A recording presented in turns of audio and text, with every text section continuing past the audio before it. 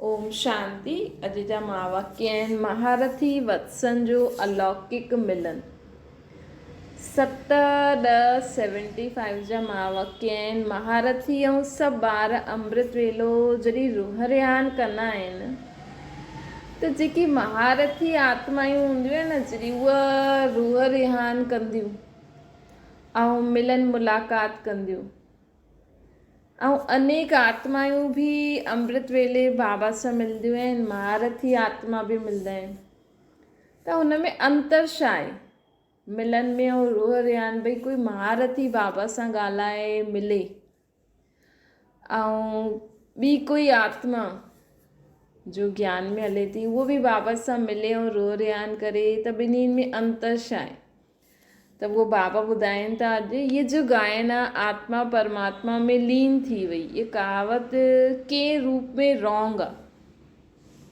ये कहावत के रूप में रॉन्ग आहे छो जे हिकु शब्द विच मां कढी छॾे न, सिर्फ़ु लीन शब्द न, लेकिन लव लीन थी वेंदी आहे। परमात्मा जे लव में लीन थी वेंदी आहे, हुन में समाइजी थी थोरी आत्मा। माण्हू चईनि न बुध हुन में हली। हिकु शब्द लीन, हिकु लव में लीन, हिकु आहे लीन, हिकु आहे लव में लीन।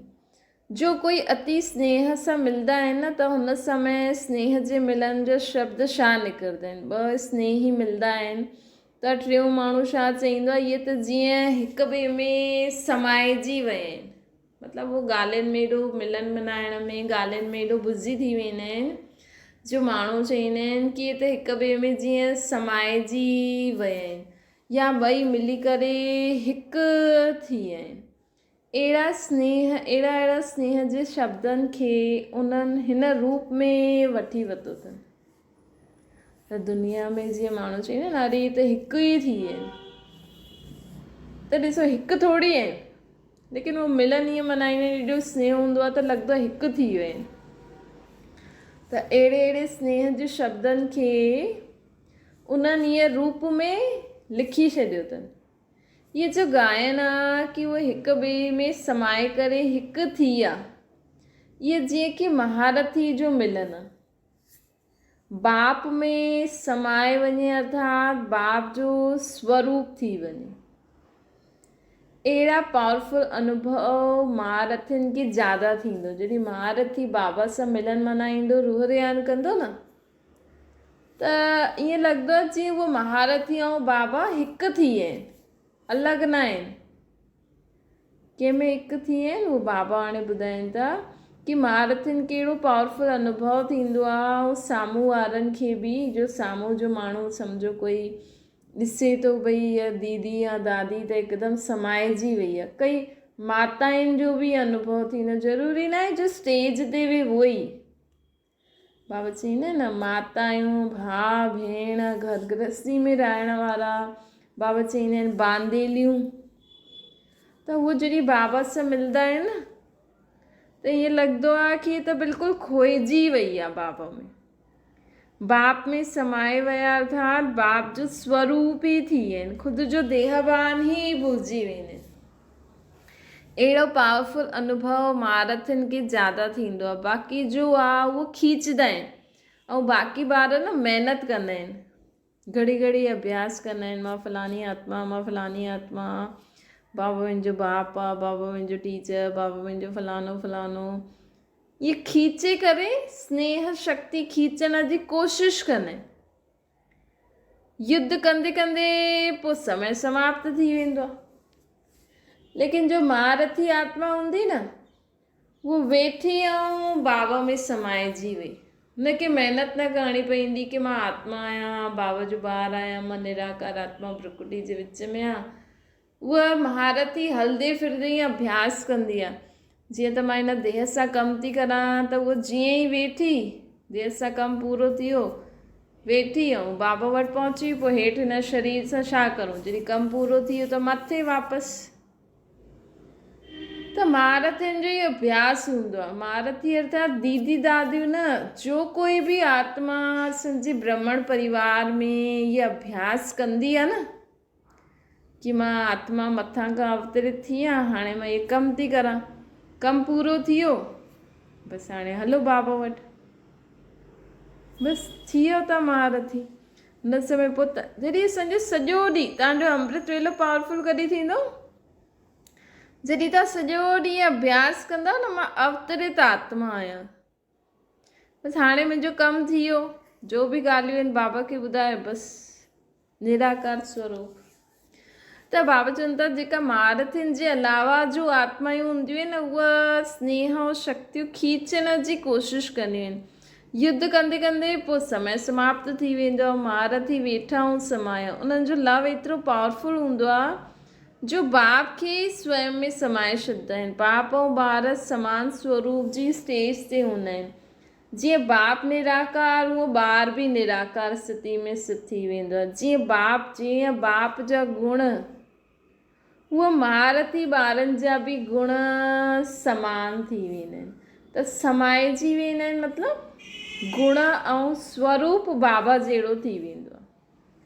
बाबा चई न, ॿार ऐं बाप हिक ॿिए में समाइजी वेंदा आहिनि, अर्थात समान स्वरूप थी वेंदो आहे कि उहो बि निराकार, बाबा बि निराकार, असां बि निराकार। बाबा में जो गुण उहे असां में अची वेंदा आहिनि पूरा।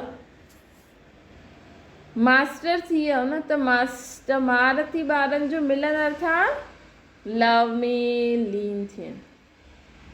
भई सिंपल सी ॻाल्हि आहे, तव्हां पंहिंजे पीउ सां मिलंदव त तव्हां जॾहिं उन्हनि सां जीअं ई यादि ईंदो, हा मां मूंखे पंहिंजे पापा सां कमु आहे, मां मिलां वञी, त उन्हनि सां वञी करे मिलंदव न।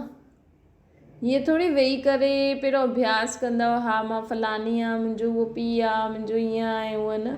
तव्हांखे पंहिंजे माउ पीउ संबंधी जंहिंसां बि कमु हूंदो आहे, तव्हां उनखे यादि करो ऐं उन्हनि वटि पहुची वेंदा आहियो ॻाल्हाइण। उन्हनि जे बारे में बार बार स्मृति थोरी करणी पवंदी आहे। त बाबा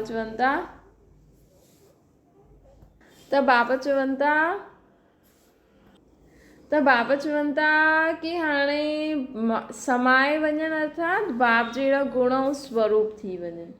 त महारथी ॿारनि जो मिलन अर्थात लवलीन थियणु, लव में, बाप जे लव में लीन थियणु, बाप में समाए वञनि अर्थात समान स्वरूप जो अनुभव करनि।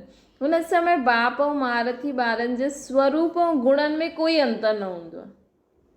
साकार हूंदे हुए बि निराकार स्वरूप जे लव में खोइजी वेंदा आहिनि। उहे साकार दुनिया में हूंदे हुए बि महारथी आत्माएं जेकी आहिनि उहे निराकार स्वरूप, निराकार बाप में जे लव में खोइजी वेंदियूं आहिनि। त स्वरूप बि बाप समान थी वेंदो आहे, अर्थात निराकार स्वरूप प्रैक्टिकल स्मृति में रहंदो आहे।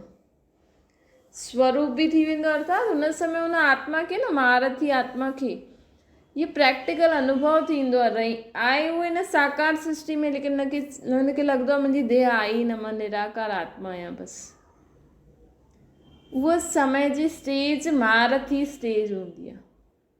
ऐं अगरि उहा सदा रहे त उहा सदा महारथी, ऐं अगरि सिर्फ़ु हुन समय आहे त हुन समय महारथी, बाक़ी समय जो बि अगरि साधारण स्टेज हूंदी त साधारण। त बाबा चवनि था जॾहिं स्वरूप बाप समान आहे त गुण बि, पोइ जॾहिं असांखे सिर्फ़ु इहे ई अनुभव थिए न जंहिं समय कि बसि मां निराकार आत्मा आहियां, शरीर आहे ई न, उन समय बाबा जा सर्व गुण बि असां में अची वेंदा आहिनि। हिन करे महारथियुनि जो मिलन अर्थात बाप में समाइजी वञनि, अर्थात स्वयं खे हिन दुनिया में रहंदे हुए हिकदमि निराकार आत्मा अनुभव करे, तॾहिं बाबा जा सभु गुण उन आत्मा में अची वेंदा आहिनि ऐं पूरे विश्व में फैलंदा आहिनि।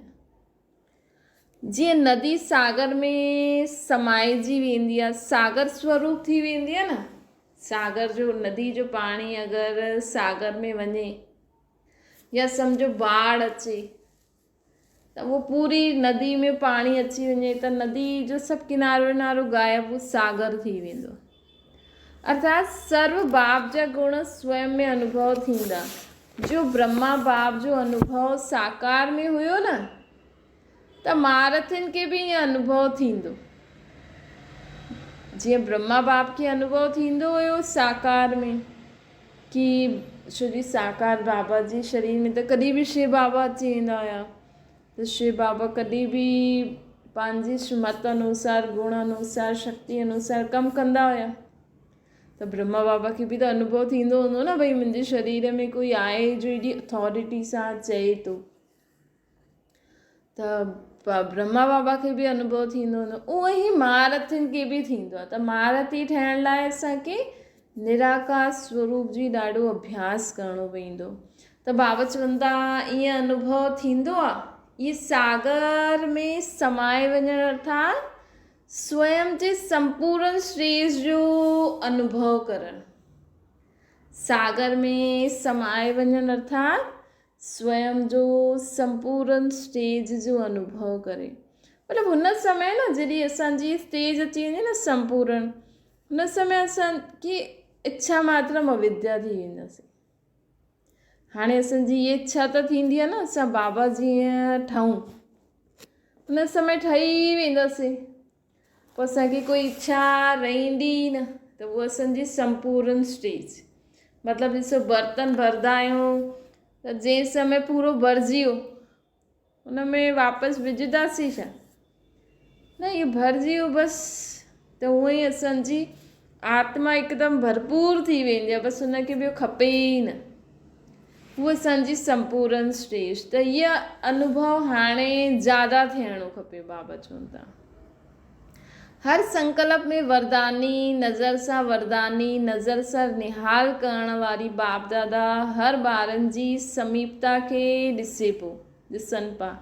हर संकल्प सां वरदानी नज़र सां वरदानी नज़र सां निहाल करण वारा बाप दादा हर ॿार खे जी समीपता खे ॾिसनि पिया। बाबा अॼु सभिनि आत्माउनि जी समीपता खे ॾिसनि पिया। समीप अर्थात समाइजी वञनि। केरु केतिरो समाइजी वियो आहे बाबा में। त अमृत वेले जो टाइम आहे विशेष। अमृत वेलो बाबा विशेष अॼु ईअं ॾिठई कि केरु केरु आत्माऊं मूं में केतिरियूं केतिरियूं समाइजी वयूं आहिनि। त बाबा कीअं ॾिसंदा आहिनि त ईअं अनुभव जो प्रभाव अगरि अमृत वेलो पावरफुल थियो न, अगरि जीअं आत्मा जो, त हुनजो प्रभाव सॼो ॾींहुं रहंदो आहे। छो जी जो अति प्यारी वस्तु हूंदी आहे न उहा सदा समायल रहंदी आहे। बाबा चवनि था ॾिसो अॼु तव्हांखे कोई पंहिंजो फेवरेट चीज़ मिली या जीवन में मिली वई जो तव्हांखे खपंदी हुई, त उहा सदा यादि रहंदी आहे न, हुन सां संतुष्ट थी वेंदी आहे न। त इहे महारथियुनि जो मिलन अमृत वेले जो आहे। बाप दादा बि चेक कंदा आहिनि कि केरु केरु आत्माऊं मुंहिंजे समीप आहिनि। जीअं मंदिर जो परदो खुलंदो आहे त दर्शन करण लाइ माण्हू भॼंदा आहिनि न, त उहा ई अमृत वेले जी सीन बि बाबा चवनि था ईअं ई हूंदो आहे। भई वैसे त अमृत वेलो 2 खां 5 ताईं आहे, लेकिन माण्हू 2 बजे त उथनि न उथनि, छो जी मम्मा त 2 बजे ई उथी करे वेही रहंदा हुया। त 2 बजे खां ई 2 खां 5 ताईं, पोइ चलो ठीकु आहे कोई 3:30 पौणे 4, न त 4 खां पौणे 5 त आहे ई सही। चलो पहिरियों नथा उथो त 4 खां पौणे 5 जे विच में त असांखे ज़रूरु बाबा सां भले ज़्यादा देरि न 5 मिंट उथी करे बाबा सां गुड मॉर्निंग रूह रियान करो, बाबा का शक्ति भरो। ये सोचे न सुम्हो रात जो कि मां लेट थी वई आहियां न। असांखे जॾहिं आत्मा खे इंतज़ारु हूंदो आहे न कि कॾहिं सुबुह, जेका कई ॿार हूंदा आहिनि न उन्हनि खे अमृत वेलो एॾो सुठो लॻंदो आहे कि उहो अञा हिन समय बि सोचंदा हूंदा कॾहिं सुबुह जो 4 वॼंदा 2 वॼंदा त मां बाबा सां मिलन मनाईंदमि। हाणे बि सॼो ॾींहुं उन्हनि जो इहो ई ख़्यालात हलंदो, उन्हनि जो सॼो ॾींहुं हिन अनुसार ई निकिरंदो आहे कि कॾहिं 2 थींदा, कॾहिं 4 थींदा या घणे बजे बि उथंदा आहिनि त मां बाबा सां मिलनि। छो जो उहो प्यारी वस्तु हूंदी आहे न, त हुनजी घड़ी घड़ी यादि बि ईंदी आहे। त बाबा चवंदा, ॾिसो अमृत वेलो छा थींदो आहे, जीअं मंदिर जा पर्दा खोलंदा आहिनि न दर्शन करण लाइ, बाबा दृश्य त ॿुधाइनि, हूअं ई अमृत वेले जी सीन बि हूंदी आहे। अमृत वेले जी सीन बि हूंदी आहे। पहिरियों मिलन मल्हाइण जी हर बार सोचजो आहे मां पहिरियों मिलां, लेकिन हिते आहे न कई ॿार जीअं मधुबन वेंदा या पंहिंजे घर में बि या किथे बि संगठन में माण्हू अमृत वेलो कंदो आहे या मुरली ॿुधंदो आहे या क्लास, सोचंदो आहे मां अॻियां वियां। त मतिलबु मां सुबुह जो जल्दी उथी करे ओ मधुबन में जिते बि अमृत वेलो थींदो हुते अॻियां वञी करे वियां। त कई ॿार शरीर जे हिसाब सां ईअं सोचंदा आहिनि कि पहिरियों मां वञी करे वियां, बाबा सां मिलन मल्हायां। पर बाबा त चईंदा आहिनि न, शरीर सां न, बुद्धि सां। त बाबा ॾिसंदा आहिनि अमृत वेलो, पहिरियों सभु चईंदा आहिनि पहिरियों असां मिलन मल्हायां। हर बार अमृत वेले जो मिलन मल्हाइण लाइ फर्स्ट नंबर मिलन मल्हाइण जी दौड़ लॻाइण में तत्पर रहंदा आहिनि। त अमृत अगरि मधुबन विया हूंदव त ॾिसंदा हूंदव, ख़ासि करे जॾहिं भटियूं बाबा मिलन जो प्रोग्राम हूंदो आहे त मातायूं कीअं तयार थी करे पहिरियों सीट रोकण लाइ हली वेंदियूं आहिनि। त बाबा मथे वेही करे दृश्य ॾिसंदा रहंदा आहिनि कि कीअं ॿार दौड़ लॻाइण में तत्पर थी विया आहिनि। छो जी बाबा चकमकाए न, त उन्हनि खे लॻंदो आहे भई डायमंड हॉल में जीअं साम्हूं बाबा जो चित्र नज़र अचे त बसि असां बाबा जे साम्हूं वेठा आहियूं। त बाबा चकमका त ऑटोमेटिकली जो स्वयं स्वच्छ हूंदियूं आहिनि न, उहो समीप अची वेंदियूं आहिनि। कीअं? बुद्धि द्वारा। बाबा चईंदा आहिनि न, भले तव्हां संगठन में वेठा आहियो, के कोने में बि वेठा आहियो न, लेकिन अगरि तव्हांजो मन बुद्धि बाबा सां एकाग्रचित परम धाम में लॻल आहे त तव्हांजी यादि पहिरियों पहुचंदी आहे। तव्हां पहिरियों अमृत वेलो मिलन मल्हायो। अमृत वेलो उथंदे ई पहिरियों ख़ुदि खे मां आत्मा परम धाम निवासी बाबा सां गुड मॉर्निंग करो।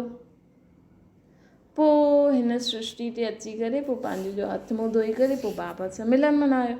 वरी खां पंहिंजे के परम धाम निवासी या पहिरियों बाबा सां ॻाल्हियूं करो। अगरि मन में कोई ॻाल्हि आहे त पहिरियों बाबा सां रोह रियान करो। पोइ रोह रियान कंदे कंदे असांजी उहा अशरीरी स्थिति थी वेंदी आहे।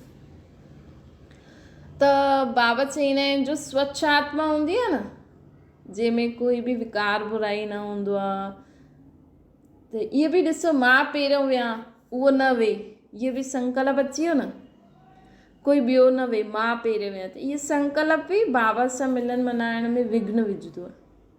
हा, तव्हां पंहिंजो टाइम ते तयार थी करे वञो, पोइ जिते बि जॻह मिली हुते शांति सां वेही करे असां बाबा सां मिलन मल्हायूं, संगठन में वेही करे।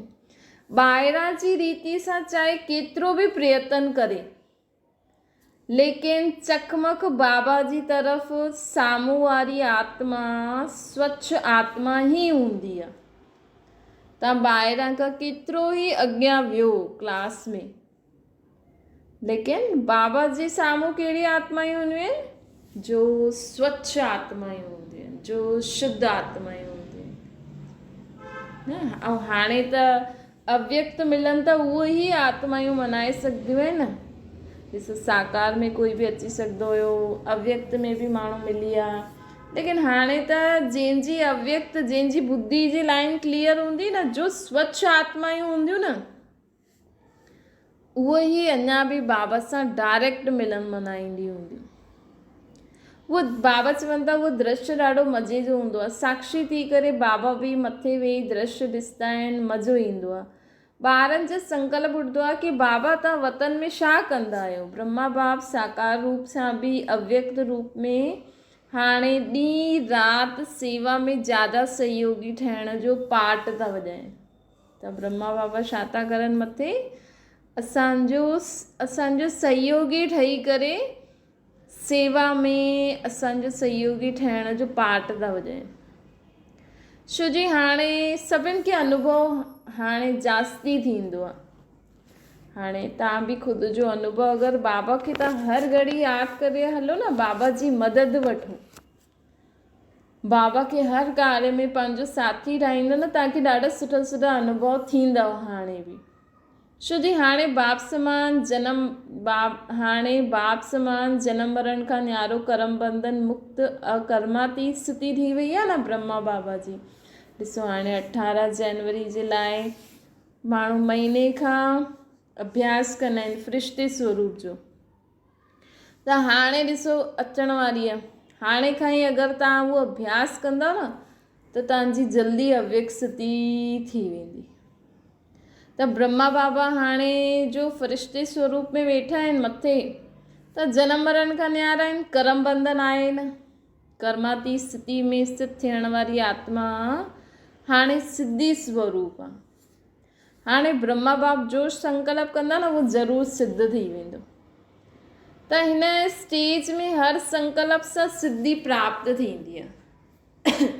ॾिसो या त तव्हांखे कोई पंहिंजो संकल्प सिद्ध करिणो आहे न, त तव्हां पंहिंजे खे फ़रिश्तो सम्झी करे कर्म बंधन खे न्यारी अव्यक्त कर्माती स्थिति में स्थित थी करे मां आत्मा आहियां, सिद्धि स्वरूप आत्मा, ये समान बुद्धि में रखी संकल्प करो। अगरि असांखां नथो थिए त ब्रह्मा बाबा जो आह्वान करो, पोइ ब्रह्मा बाबा खे चओ, पोइ ब्रह्मा बाबा अगरि उहो संकल्प कंदा न त अवश्य सिद्ध थी वेंदो। त हीअं बाबा असांजी मदद कंदा आहिनि। हिन स्टेज में हर संकल्प सां सिद्धि प्राप्त थींदी आहे। जो संकल्प करो उहो सत्य थी वेंदो। हिन करे चारों ओर संकल्प जी सिद्धि स्वरूप सां बाबा सहयोगी आहे। वाणी सां संकल्प जी गति तीव्र थींदी आहे। साकार खां आकार जी गति तीव्र आहे न, मतिलबु साकार में ॾिसो जॾहिं साकार बाबा हुया, शिव बाबा जॾहिं साकार तन में ईंदा हुया ब्रह्मा बाबा जे शरीर में, जॾहिं बाबा बाप दादा साकार हुया त एतिरी सेवा न वधी। पोइ जॾहिं अव्यक्त थिया पोइ जास्ती सेवा जी प्रगति थी न, छो जी आकार जी गति तीव्र हूंदी आहे, संकल्प जी गति तीव्र हूंदी आहे। अगरि असां कंहिंखे वाणी सां सम्झाईंदासीं न त उहो न सम्झंदो एतिरी जल्दी, लेकिन असां संकल्प कंदासीं न उन आत्मा जे लाइ, शुद्ध संकल्प की आत्मा ॾाढी सुठी थी वञे, त जल्दी असरु कंदो आहे। तॾहिं त बाबा चवंदा आहिनि न, कंहिंखे बि मुख सां न सम्झायो, मुख सां प्लस शुभ भावना शुभकामना बि हुजणी खपे। भले मुख सां सम्झायो, लेकिन जो असांजी शुभ भावना शुभकामना हूंदी आहे न, उहो जल्दी असरु कंदी आहे।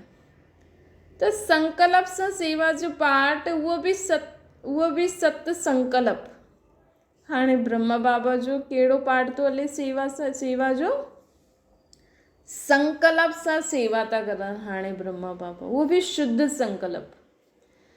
तव्हां ॿारनि जी ज़्यादा वाणी द्वारा सेवा आहे, मन सां बि कंदा आहियो लेकिन ज़्यादा वाणी सां कंदा आहियो न। लेकिन ब्रह्मा बाबा जी हाणे कहिड़ी सेवा थी हले? सत संकल्प जी सेवा थी हले। त तीव्र गति थी वई न, त हाणे सेवा जो पार्ट ई हले थो।